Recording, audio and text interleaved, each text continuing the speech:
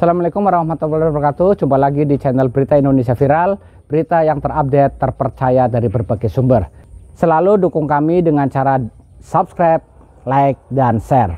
Oh iya, jangan lupa tekan tombol loncengnya agar bisa mendapatkan notifikasi saat kami memberikan berita-berita terbaru, terpercaya, dan teraktual. Survei Terima kasih. Kompas, dukungan untuk Anies mayoritas disumbang simpatisan PKS.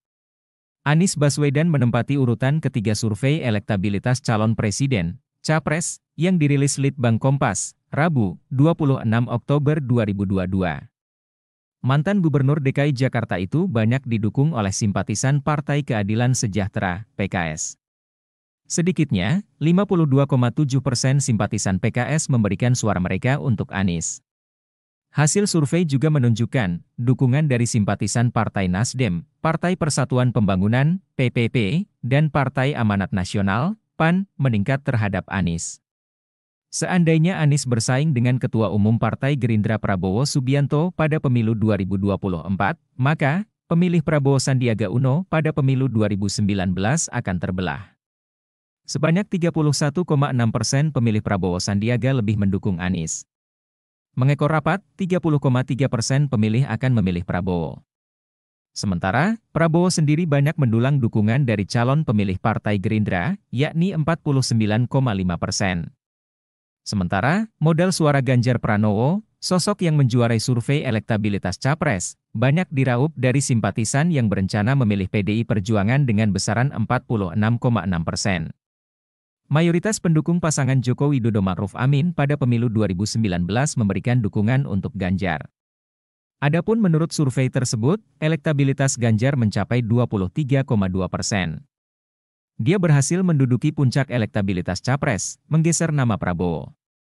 Tingkat keterpilihan politisi PDI Perjuangan itu memang naik dibandingkan survei sebelumnya. Pada Juni 2022, elektabilitasnya tercatat 22%. Sedangkan pada Januari 2022 sebesar 20,5%.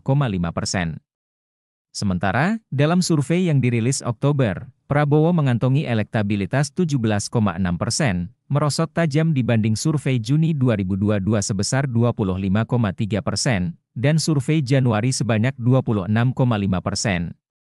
Lalu, Anies Baswedan duduk di peringkat ketiga dengan elektabilitas 16,5%. Angka itu naik dari elektabilitas survei Juni 2022 sebesar 12,6% dan survei Januari 2022 dengan capaian 14,2%. Survei juga merekam sejumlah tokoh dengan elektabilitas sebagai capres di bawah 10%. Suara Ridwan Kamil melonjak drastis dengan tingkat keterpilihan 8,5%. Kemudian, tingkat elektoral tokoh-tokoh lainnya yakni Menteri Pariwisata dan Ekonomi Kreatif Sandiaga Uno, 2,5%, lalu Panglima TNI Jenderal Andika Perkasa, 2,3%. Selanjutnya, Ketua Umum Partai Demokrat Agus Harimurti Yudhoyono atau AHY, 2,2%, dan Menteri Sosial Tri Risma Harini, 1,2%. Ada pula nama Ketua DPR RI Puan Maharani, 1%. Lalu mantan Gubernur DKI Jakarta Basuki Cahayapurnama alias Ahok, 0,7%. Di urutan berikutnya ada Ketua Umum Partai Golkar Airlangga Hartarto, 0,5%. Terakhir Ketua Umum Partai Kebangkitan Bangsa, PKB, Muhaimin Iskandar, 0,3%. Untuk diketahui, survei Litbang Kompas ini digelar pada 24 September, 7 Oktober 2022. Dengan metode wawancara langsung, survei melibatkan 1.200 responden di 34 provinsi. Para responden dipilih secara acak menggunakan metode pencuplikan sistematis bertingkat.